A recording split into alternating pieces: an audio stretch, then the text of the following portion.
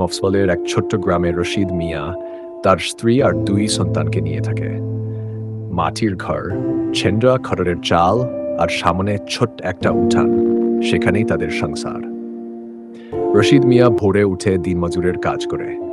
প্রতিদিন কাজ মেলে না, কিন্তু তবু তিনি খালি হাতে ফিরলেও মুখে এক ছিলতে হাসি রাখেন। স্ত্রী জাহানারা শুকনো ভাত আর লবণ দিয়ে সন্তানদের খাওয়ান, এন তারা ক্ষুধার কষ্টা বুঝতে না পারে। একদিন ছেলে রাকিব মাকে বলল, আম্মু, আমাদেরও কি একদিন বড় বাড়ি হবে, এখানে বৃষ্টি পড়লেও ছাদ ফুটো হবে না? জাহানারা চোখ ভিজিয়ে শুধু বলল, ওয়া বাবা, একদিন হবে, তোমরা পড়াশোনা করো, সেই স্বপ্ন সত্যি করবে।